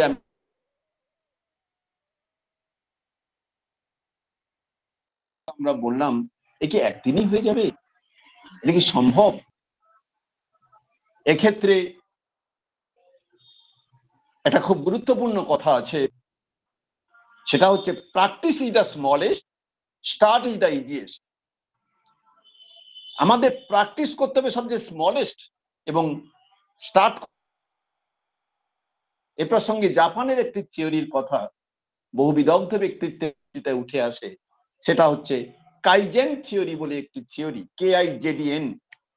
এই কাইজেন থিওরি জাপানিদের জীবন দর্শনের মধ্যে খুব লক্ষ্য করা যায়। যে থিওরির প্রধান বৈশিষ্ট্য হচ্ছে ইনক্রিমেন্টাল চেঞ্জ, একটু একটু করে উন্নতি। এই একটু একটু করে উন্নতির একটা খুব গুরুত্বপূর্ণ উদাহরণ 1945-এর 6ই আগস্ট এই আসছে, আর 9ই আগস্ট হিরোশিমা এবং নাগাসাকিতে নিউক্লিয় বোমার বিস্ফোরণে দেশটা একেবারে ছিন্ন ভিন্ন হয়ে যায়, অর্থনীতি একদম তলানিতে যায়। তার 2 বছর পর আমাদের দেশ স্বাধীন হয় 1947-এ। তখন কিন্তু আমাদের যে অর্থনৈতিক অবস্থা জাপানের চেয়েও ভালো। কিন্তু কি আশ্চর্য দেখো, জাপানিরা ওই রকম পরমাণু যুদ্ধে বিধ্বস্ত হয়ে যাওয়ার পরেও ওই যে কাইজেন থিওরি, মানে একটু একটু পরিবর্তন, একটু একটু উন্নতি, কিন্তু প্রত্যেক দিনের উন্নতি। এই কাইজেন থিওরিতে 30 বছরের মধ্যে আবার তারা বিশ্বের অগ্রগতির শীর্ষস্থানে পৌঁছে গেল। সুতরাং আমরা যদি মনে করি যে আজকেই কেউ বললো যে রাত থেকে উঠে একটু যোগাভ্যাস করা বা একটু মর্নিং ওয়াক করা খুব ভালো, তাই আমি প্রত্যেকদিন 7টায় উঠি, আজকে 4:30টায় উঠে পড়বো, হবে না। একদিন হবে, তারপরের দিন আবার ওটা 8টা হয়ে। তাই এক্ষেত্রে আমাদের মূল বিষয় হচ্ছে যে একদম যেটুকুন আমি করতে পারবো, আজকের আমি ডেলি রুটিনটা সমস্ত কাজ বাদ দিয়ে 3 ঘন্টা পড়তে পারবো, আমি 3 ঘন্টা রুটিনটাই করব। পরের দিন ওটা 3 ঘন্টা 5 মিনিট বাড়াবো। তাহলে 30 মিনিট দিনের মাথায় কিন্তু ওটা 150 মিনিট বাড়িয়ে যেতে পারবে। এটাকেই বলা হচ্ছে কাইজেন থিওরি বা ইনক্রিমেন্টাল চেঞ্জ। আমি মনে হয় একটু সময় বেশি নিয়ে নিচ্ছি, তাই তো মনে হচ্ছে। তবু শেষ করব এইভাবেই যে আত্মবিশ্বাস বাড়বে আমি আমার ভাবনা অনুযায়ী 7টা পিলারের কথা বলে নেবো, জাস্ট ডিসকাস করব না। প্রথমত, 1, লিভিং কনসাসলি। আমি প্রত্যেক দিনটা কিভাবে কাটাবো কনসাস ভাবে, সেটা আগে তৈরি করতে হবে। 2, প্র্যাকটিস সেলফ অ্যাকসেপ্টেন্স। আমি কি পারি এবং কি পারি না সেটা আগে আমাকে জানতে হবে। 3, লিভিং রেসপন্সিবলি। দায়িত্ব নিজের কাঁধে নেও। আমরা সবসময় অজুহাত দিই, কি এই অবস্থা কেন, না আর বলবেন না, সিস্টেমটা খারাপ, এই অবস্থা, চাকরি কোথাও নেই। আমি একটা কথা সবাইকেই বলি, মানুষ যেদিন অজুহাত দেওয়া ছেড়ে দেবে সেই দিনই তার প্রকৃতির উন্নতির পথ শুরু হবে। Next, live purposefully. জীবনের একটা লক্ষ্য থাকতে হবে। আমি লেখাপড়া করছি কি কোনো কাজ করছি, কেন করছি, যদি লক্ষ্য ঠিক থাকে তাহলে সেটা কিন্তু আত্মশক্তি বাড়াতে সহায়তা করে। Next, sense of personal integrity. এটা খুব জরুরি। আমার জীবন ধারণের মধ্যে একটা নৈতিক আদর্শবোধ থাকবে। আমি নিজের আদর্শকে অন্যের কাছে বিকিয়ে দেব, সত্য কথা সাহসের সাথে বলবো, নিয়মানুবর্তিতা, সময়ানুবর্তিতা, ভদ্র ব্যবহার, সুন্দরভাবে কথা বলা, সুযোগ সন্ধানে না হওয়া, এগুলো হচ্ছে পার্সোনাল ইন্টিগ্রিটি। এগুলোকে আমি কিন্তু রেসপেক্ট করব। লাস্ট যেটা বলবো, প্র্যাকটিস টু সে নো। এটা আমাদের অনেকের মধ্যে নেই। না বলার অভ্যাসটা বড় গুণ। আমি স্টাডি টাইমে আছি, আমি রুটিনে রেখে রয়েছি, আজ 3 ঘন্টা আমি এই অ্যাসাইনমেন্টটা তৈরি করবো পড়াশোনা করে। ওই সময় কোনো বন্ধু ফোন করছে মোবাইলে, একটু চ্যাটিং করবি, না বলতে পারা। আমরা অনেকে না বলতে পারি না। অথবা ইয়ার এন্ডিং এর কোনো পার্টিতে গেছি, বন্ধুরা বলছে অকেশনালি একটুখানি ড্রিঙ্ক করবি, আপনি ভদ্রভাবেই না বলুন। তাতে কেউ কিছু খারাপ ভাবতেও পারে, কিন্তু আপনি যখন ফিরবেন পার্টি থেকে তখন অ্যাটলিস্ট একটা আত্মবিশ্বাস হবে যে না, আমি আমার পার্সোনাল ইন্টিগ্রিটিটাকে নষ্ট করিনি। আরেকটা আছে ইন্টারনাল নো। আমার মধ্যে বহু রিপু আছে, কাম, লোভ, অর্থলিপ্সা ইত্যাদি ইত্যাদি, কিন্তু সেইগুলোকেও না বলতে পারা, তবে গিয়ে আত্মবিশ্বাস বাড়বে। শেষ করব একাগ্রতার সঙ্গে কোনো কাজ করার পর আমাদের মনের অনুভূতি কেমন হবে সেই আলোচনা দিয়ে। যদি আমরা সারাদিন এখানে ওখানে ঘুরে বেড়াই, তাহলে দিনের শেষে মনের মধ্যে একটা অস্বস্তি বোধ জাগবে, মনে হবে সময়গুলো কেমন করে কাটাচ্ছি। কিন্তু একাগ্রতার সঙ্গে যদি কাজে লিপ্ত থাকি, আত্মবিশ্বাসের সঙ্গে যদি কাজ করি, তাহলে হয়তো সারাদিনের শেষে ক্লান্তি লাগবে, কিন্তু মনের মধ্যে একটা আনন্দ বোধ জাগবে। এই অবস্থাকেই বলা হয় হাই কোয়ালিটি অফ লাইফ বা ইন্টারনাল কোয়ালিটি অফ লাইফ। সেই অবস্থায় আমার জীবনকে স্বর্গ বলে মনে হবে, চিত্তের মধ্যে একটা প্রফুল্লতা জাগবে। সুতরাং সময়ের দিকে তাকিয়ে যখন মনে হয় অদ্ভুত আঁধার এক এসেছে পৃথিবীতে আজ, যখন মনে হয় পৃথিবীর গভীরতর অসুখ এখন, তখন নানান শুভের অবক্ষয়িত রূপের মধ্যে কনসেন্ট্রেশন বা একাগ্রতার ক্রমক্ষয়িত রূপ চরম দুশ্চিন্তার কারণ বলে মনে হয় আমার। বিশেষত বর্তমানের যুব ছাত্র সমাজের কাছে এক আতঙ্কের বিষয়।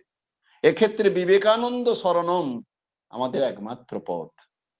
আজ আমাদের এই চির অনুকরণীয় আলোকবর্তিকার সামনে নতজানু হয়ে বলতে হবে, অসতোমা সদ্গময়, তমসোমা জ্যোতির্গময়, মৃত্যুর্মা অমৃতং গময়। সবাই ভালো থাকুন। একাগ্রতার অভ্যাস বিশেষত ছাত্রদের যারা রয়েছে তারা শুরু করো, একটু একটু করে করো। যদি একটুখানি শুরু করো এবং সেটাকে ধারাবাহিকভাবে করো, তাহলে আমার এই ভাবনাগুলোর যেটুকুন আমি বলতে পেরেছি তার একটা সার্থকতা বলে মনে করব। সবাই ভালো থাকুন, নিজস্ব পার্সোনাল ইন্টিগ্রিটি নিয়ে বাঁচুন, স্রোতে ভাষা তৃণের মতো বয়ে যাবে না, কারণ আমরা মানুষ, আমরাই অমৃতস্য পুত্রা। ধন্যবাদ সকলকে, নমস্কার, প্রণাম জানিয়ে আমি বক্তব্য শেষ করছি। ধন্যবাদ স্যার, আপনার মুখনিসৃত এই মহামূল্যবান বক্তব্য তা অবশ্যই আমাদের প্রত্যেকের জীবনের পাথেয় হয়ে দাঁড়াবে। আমার দৃঢ় বিশ্বাস আপনার এই মহামূল্য বক্তব্যে আমরা অনুগৃহীত ও কৃতার্থ। মূলত স্যারের আজকের যে বিষয় উপস্থাপন, ক্ষয়িত মনঃসংযোগের পুনরুদ্ধার, এই বিষয়ে স্যার মূলত ইন্দ্রিয়ের সংজ্ঞা এবং ইন্দ্রিয়ের বিভাজন করেছেন। ওখানে কর্মেন্দ্রিয়, জ্ঞানেন্দ্রিয়, অন্তরিন্দ্রিয়, তাছাড়া চিত্তের স্বরূপকে উপস্থাপন করেছেন। চিত্তের যে 5টি অবস্থা, ক্ষিপ্ত, মূঢ়, বিক্ষিপ্ত, একাগ্র, নিরুদ্ধ, এই অবস্থাগুলোকে স্যার অত্যন্ত মানে সুশৈলীতে তিনি ব্যাখ্যা করেছেন। মনের স্বরূপ, এমারসন প্রভৃতি পাশ্চাত্য দার্শনিকগণের বক্তব্য, সর্বোপরি স্যারের যে উপদেশ, এই উপদেশের দ্বারা মনঃসংযোগের দ্বারা, মনঃসংযোগ সেটা শিক্ষকতা ক্ষেত্রে হোক, ছাত্রদের ক্ষেত্রে হোক, যে কোনো কর্মে মনের যে একাগ্রতা আবশ্যক তা স্যারের বক্তব্য থেকে প্রস্ফুটিত হচ্ছে। এক্ষেত্রে অভ্যাসকেও তিনি গুরুত্ব দিয়েছেন। যোগ দর্শনেও এ প্রসঙ্গে পতঞ্জলি বলছেন অভ্যাস ও বৈরাগ্যাভ্যাম তন্নিরোধ। তো অভ্যাসের প্রাসঙ্গিকতা সেখানে তিনি উল্লেখ করেছেন। এছাড়া মনঃসংযোগ অবক্ষয়ের যে কারণ, সেগুলি তিনি পুঙ্খানুপুঙ্খভাবে বিশ্লেষণ করেছেন। সব থেকে যেটা উপসংহারও বলতে পারি বা গুরুত্বপূর্ণ, যেটা 7 পিলার ফর কনসেন্ট্রেশন, তো সেটার বিষয়েও স্যার পুঙ্খানুপুঙ্খ বিবেচনা করেছেন। তাই আমরা অবশ্যই স্যারকে আমাদের বিবেকানন্দ লোক সংসদ পশ্চিমবঙ্গ শাখা থেকে ধন্যবাদ, কৃতজ্ঞতা ও প্রণাম জানাচ্ছি। এই মনঃসংযোগ বিষয়ে স্বামীজির একটি উক্তি করে আমি আমাদের অধ্যক্ষ মহোদয়কে অনুরোধ করব। স্বামীজি বলছেন, to me the very essence of education is concentration of mind, not the collecting of facts. If I had to do my education over again and had any voice in the matter, I would not study facts at all. যাই হোক sir, আমাদের এই ওনার যে মহামূল্যবান সময়, শুধু আমরা 40 মিনিটে স্যারের বক্তব্য শুনলাম তা নয়, এটা স্যারের দীর্ঘদিনের, দীর্ঘ সময়ের যে গবেষণার যে ফসল, তা আজ আমাদের সকলের মধ্যে তিনি বিতরণ করলেন। তাই আমরা অবশ্যই শোনাথিত, সকলেরই অবশ্যই এটা কাজে লাগবে। তো আজকে আমি আমাদের এই সভার যে অধ্যক্ষ মহোদয় তিনি উপস্থিত আছেন, প্রফেসর প্রশান্ত কুমার মহলম মহোদয়কে আমি বলবো যে সামারাইজ করে স্যারের বক্তব্যটাকে আপনি একটু কনক্লুড, একটু স্পিচ দিন। নমস্কার স্যার, আমি একটুখানি আমাদের সভাপতি যিনি আছেন, আচ্ছা প্রশ্নোত্তর পর্ব যদি কিছু, না প্রশ্নোত্তর নয়, আমি একটা জায়গায় অ্যাড করতে চাই। প্রফেসর প্রশান্ত কুমার মহলা স্যারের মানে অনুগ্রহে যদি আমি একটা জিনিস শুধু যদি একটু অ্যাড করি, সেটা যদি আপনারা একটু অনুমতি করেন তাহলে আমি একটুখানি যোগ করব স্বামীজির সেই কনসেন্ট্রেশনকে কেন্দ্র করে, আপনারা যদি একটু অনুমতি দেন। হ্যাঁ ঠিক আছে, ঠিক আছে, বলুন। হ্যাঁ, যেটা স্বামীজির যে 4টি যোগের মধ্যে একটা যে লাস্ট যে যোগটাতে খুব প্রথম তিনি আমেরিকাতে বলেছিলেন রাজযোগের উপর, সেটা হচ্ছে কনসেন্ট্রেশন। সেখানে কিন্তু প্রাণায়ামের কথাটা খুব ওতপ্রোতভাবে তিনি বলেছেন, এবং পরবর্তী ক্ষেত্রে যেটা আমাদের কনসেন্ট্রেশনের জন্য ভীষণ দরকার হচ্ছে আমাদের ব্রিদিং, অর্থাৎ শ্বাসটাকে আমরা কিভাবে নেব এবং সেটা সেখান থেকে আমরা কিভাবে কনসেন্ট্রেশন করব। আজকে সারা বিশ্বে কিন্তু এই প্রাণায়াম এর মধ্যে যেটা আমাদের পতঞ্জলির যোগ দর্শনের যে 8টি যোগের কথাগুলোকে খুব সুন্দরভাবে তিনি ব্যক্ত করেছেন, তো সেটা কিন্তু আজকে খুব প্রাসঙ্গিক বলে মনে করি। শুধু এইটুকুনি হ্যাঁ অ্যাড করতে চাই যে প্রাণায়ামটা যেহেতু এটা রেচক, পূরক এবং কুহক এই তিনটিকে নিয়ে কেন্দ্র করে এই প্রসেসটা হয়, এটার দ্বারাও কিন্তু আমরা অনেকটা কনসেন্ট্রেশন করতে পারি খুব সহজভাবে। তো স্বামীজি এটা আমাদের মঠ মিশনে কেন এবং আমাদের মানে বিভিন্ন জায়গায় বিভিন্ন কেন্দ্রতে এই জিনিসগুলো শেখানো হচ্ছে। বিশেষ করে এটা খুব সহজভাবে প্রতিটি মানুষ কিন্তু রপ্ত করতে পারবে, এই বলে আমি শেষ করছি। ধন্যবাদ স্যার। Thank you madam. আপনার এই সংযোজন অবশ্যই সকলের আমাদের জ্ঞান বর্ধিত করছে, জ্ঞানের বৃদ্ধি করছে বলে আমি মনে করছি।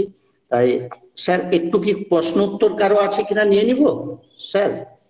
হ্যাঁ হ্যাঁ হ্যাঁ, ঠিক আছে। যদি কারো স্যারের বক্তব্যের উপরে যদি কারো কিছু প্রশ্ন থাকে, আপনারা একটু হ্যান্ড রেজ করে এক একজন করে জিজ্ঞাসা করতে পারেন। আমাদের আজকের যে মুখ্য বক্তা রূপে যিনি আছেন, ওনার প্রতি যদি কারোর কিছু প্রশ্ন থাকে আপনারা জিজ্ঞাসা করতে পারেন, না হলে আমরা অধ্যক্ষ ভাষণে যাব।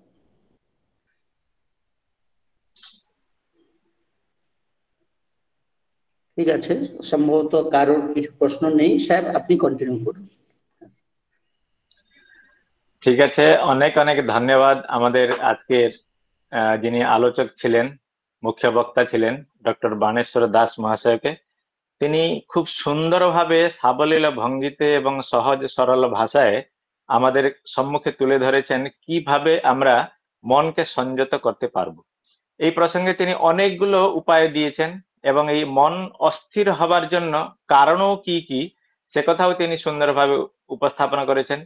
যেমন আমাদের এই 5টি যে জ্ঞানেন্দ্রিয়, তার 5টি মানে যে বিষয় আছে, শব্দ, রূপ, রস, গন্ধ, স্পর্শ, এই কিভাবে সেই সমস্ত ইন্দ্রিয়গুলি তাদের বিষয়ের প্রতি ধাবমান হয়ে থাকে, এগুলোকে তিনি খুব সুন্দরভাবে মানে তার একটা সহজ এবং মানে একদম সকলের জন্য উপযোগী যে উদাহরণ দিয়েছেন মোবাইল, অ্যান্ড্রয়েড মোবাইল।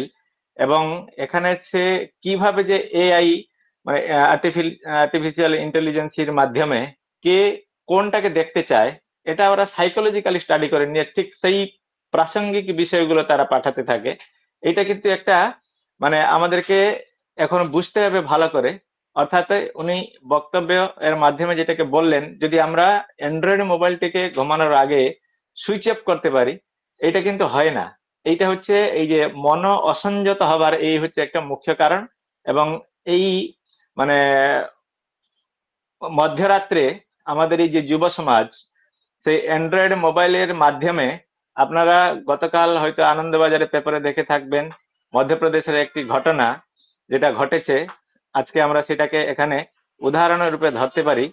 সেখানে ওই মধ্যরাত্রে মোবাইল থেকে বিভিন্ন রকমের অশ্লীল মানে জিনিস দেখে সে কিভাবে তার ছোট বোনের প্রতি মানে আকৃষ্ট হয়েছে এবং শেষে তাকে গলা চিপে মেরেও দিয়েছে এবং তার মায়ের সামনে।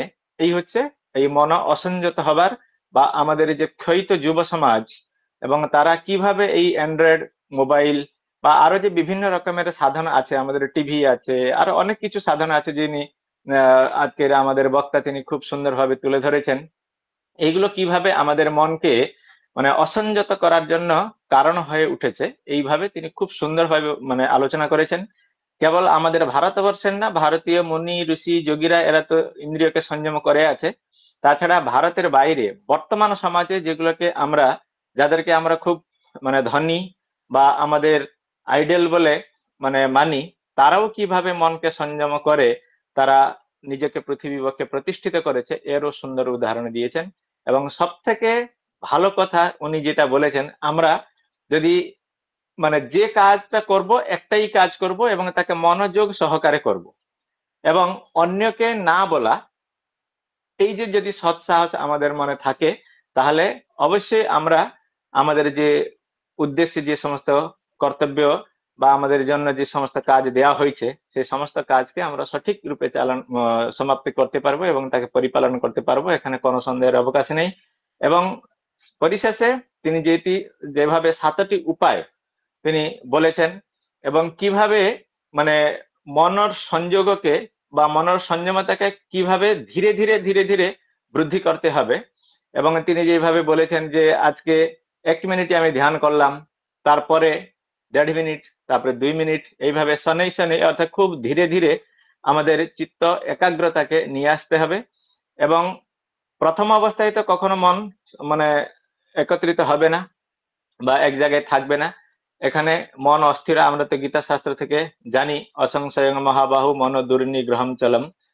পরন্তু সেখানে যেমন গীতায়ও বলা হয়েছে, বিবেকানন্দের দর্শনেও ঠিক আমরা একই কথা দেখি, অভ্যাসেন তু কৌন্তেয় বৈরাগ্যেন চ গৃহ্যতে। অর্থাৎ এখানে আমাদের মনকে সংযম করতে হলে আমাদেরকে ধীরে ধীরে ধীরে ধীরে অভ্যাস করতে হবে, এবং সেই অভ্যাসের মাধ্যমে স্থির করতে পারবো।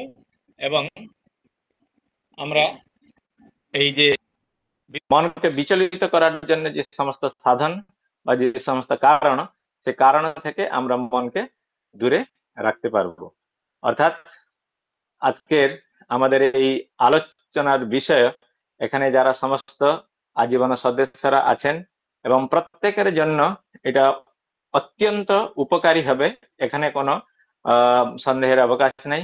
এবং এর মধ্যে যে আমাদের ডক্টর সুনিতা ম্যাডাম আরেকটা যে পয়েন্ট সেখানে যোগ করেছেন, বিবেকানন্দের যে প্রাণায়াম পদ্ধতি, প্রাণায়ামের দ্বারাও কিভাবে শ্বাসকে মানে বায়ুকে কিভাবে নিরোধ করে মনকেও একাগ্র করা যায়, তিনিও এখানে সুন্দরভাবে তুলে ধরেছেন, এর সাথে যোগ করেছেন।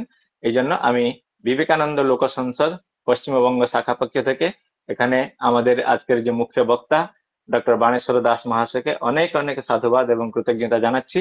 এবং তিনি আজকে যে সমস্ত বিষয়গুলো তুলে ধরেছেন, এগুলো অনেক দিন ধরে তিনি পড়াশোনা করছেন বা বিবেকানন্দকে নিয়ে তিনি চর্চা করেছেন বলে আজকে এইভাবে একটা সুন্দর গবেষণাধর্মী বিষয়বস্তু তিনি এখানে উপস্থাপন করতে পেরেছেন। এই জন্য আমরা বিবেকানন্দ লোক সংসদের পক্ষ থেকে ডক্টর বাণেশ্বর দাসকে অনেক অনেক সাধুবাদ, কৃতজ্ঞতা, ধন্যবাদ জানাচ্ছি। এবং এখানে আমাদের যে সমস্ত আমাদের গুরুজনেরা আছেন, আমার এখানে সাক্ষাৎ গুরু ডক্টর প্রলয় কুমার নন্দ, তিনিও আছেন। এবং আমাদের চিত্তরঞ্জন নায়ক মহাশয়, তিনি আছেন, মানে যার নির্দেশনায়, যার মানে প্রচ্ছন্ন রূপে তিনি থেকে যে সমস্ত কাজকে তিনি পরিচালনা করছেন। তাছাড়া আমার এখানে অনেক গুরুজনদেরকে আমি দেখছি এবং অনেক বিবেকানন্দ লোক সংসদের আজীবন সভ্যদেরকেও আমি দেখতে পাচ্ছি। এই জন্য আমি প্রত্যেক সদস্য, আজীবন সদস্য এবং শ্রোতা প্রত্যেককে আমি ধন্যবাদ জ্ঞাপন করছি। এবং এই কার্যক্রমটিকে সুন্দরভাবে পরিচালনা করেছেন আমার কনিষ্ঠ ভ্রাতা শুভময় পাহাড়ি মহাশয়, তাকেও আমি অনেক অনেক ধন্যবাদ জানাচ্ছি এই আমাদের বিবেকানন্দ লোক সংসদ পক্ষ থেকে। এবং এখানে যারা সমস্ত সমবেত শুদ্ধি, জ্ঞানী, গুণী সবাইকে আমি আমার এই বিবেকানন্দ লোক সংসদ পক্ষ পশ্চিমবঙ্গ শাখার পক্ষ থেকে আমি অনেক অনেক সাধুবাদ জানিয়ে আমি আমার শুভময়কে আমি অনুরোধ করবো, এর পরবর্তী যদি কিছু আলোচনা করার থাকে তাহলে আমরা আলোচনা করতে পারি। ধন্যবাদ স্যার, আপনাকেও অসংখ্য ধন্যবাদ। এই রকম একটা সন্ধ্যায় আপনি এতক্ষণ দীর্ঘ সময় থেকে অনুষ্ঠানটাকে সভাপতিত্ব করেছেন এবং সম্যক টিপ্পণী প্রদান করেছেন, তাই আমরা আমাদের লোক সংসদের পক্ষ থেকে অসংখ্য ধন্যবাদ জানাচ্ছি। এছাড়াও আমি আপনি অলরেডি মেনশন করেছেন, তা ঔপচারিক ধন্যবাদ জ্ঞাপন করছি আমাদের সর্বপ্রথম যিনি বিবেকবাণী পাঠ করেছেন ডক্টর পুষ্পেন্দু দাস মহাশয়কে। এছাড়া আমাদের গুরু সাক্ষাৎ আমার গুরু প্রফেসর প্রলয় কুমার নন্দ মহোদয়, প্রফেসর চিত্তরঞ্জন নায়ক মহোদয়, প্রফেসর গৌরবপ্রিয়া দাস মহোদয়, অরুণ মিশ্র মহোদয়। এছাড়া এই অনুষ্ঠানের আমার যে বক্তার সাথে যে সংযোজন মানে যে সাক্ষাৎ করিয়ে দেওয়া বা যে কাজটা যিনি করেছেন, আমাদের কলেজেরই আমাদের ডক্টর মৈত্রেয়ী জানা মহোদয়, উনিও উপস্থিত আছেন, ওনাকেও ধন্যবাদ জানাচ্ছি। সুনিতা বর্মন মহোদয়া, উনিও সংযোজনও করেছেন। এছাড়া উনি আমাদের আগের যে পাঠচক্রের তিনি বক্তা রূপেও ছিলেন, প্রত্যেকে এনারা উপস্থিত আছেন।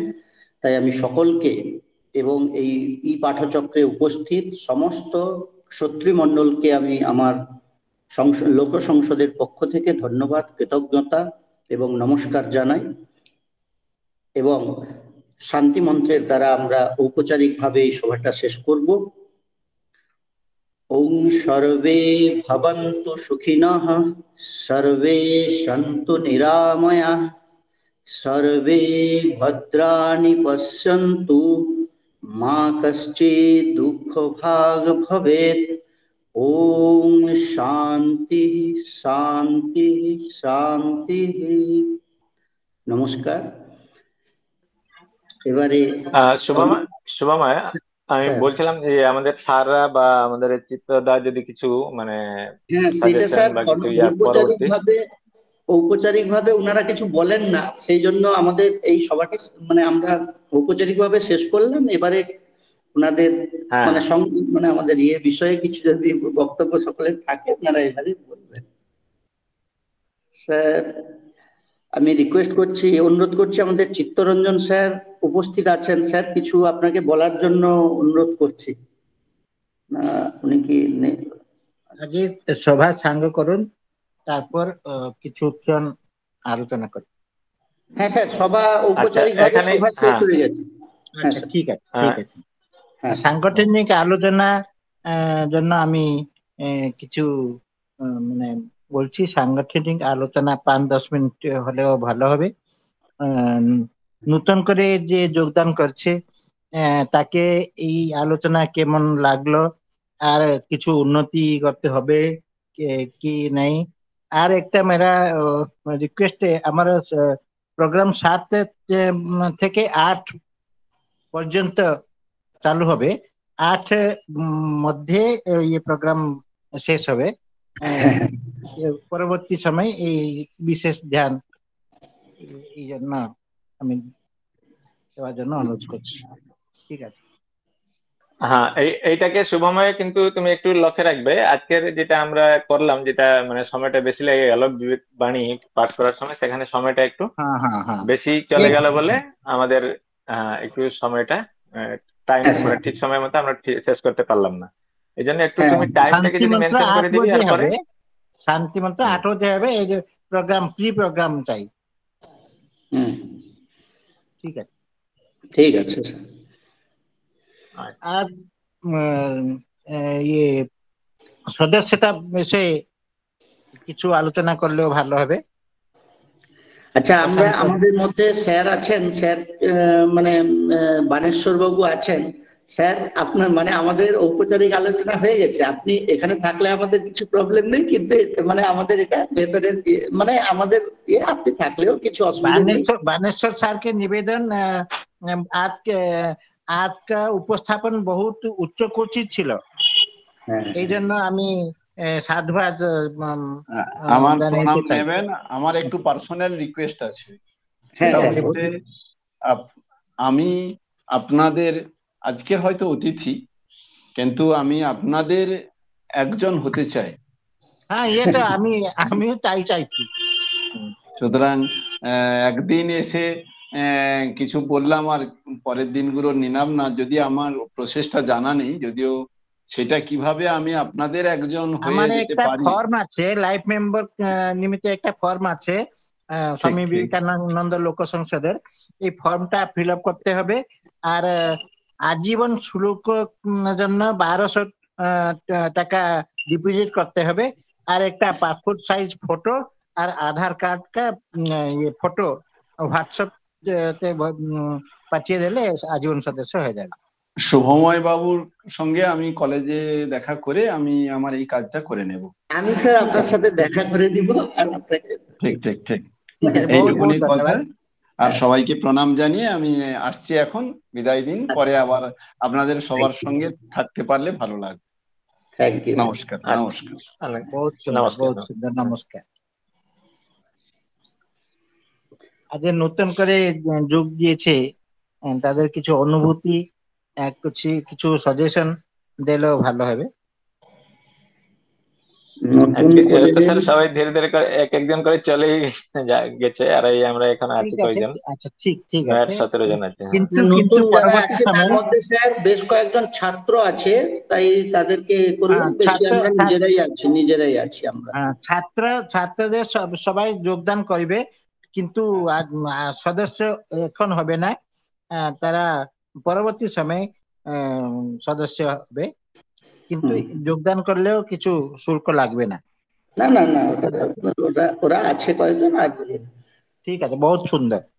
আজকাল উপস্থাপন বহুত ঠিক ছিল, 70 থেকে বেশি, আর সব সময় 55 সংখ্যা ছিল, 15-20। হ্যাঁ, বহুত উপস্থাপন ঠিক আছে, বিষয় উপস্থাপন भी बहुत উচ্চ কোটির আছে, বিষয় চয়ন উপস্থাপন সব ঠিক আছে, কেবল সময় বিষয়ে দৃষ্টি দেওয়ার জন্য সময়টা অ্যাকচুয়ালি স্যার কি হয়, মানে সেই মুহূর্তে তো আর ইয়ে করা যায় না, বন্ধ করিয়ে দেওয়া যাচ্ছে না, এটাই একটা সমস্যা।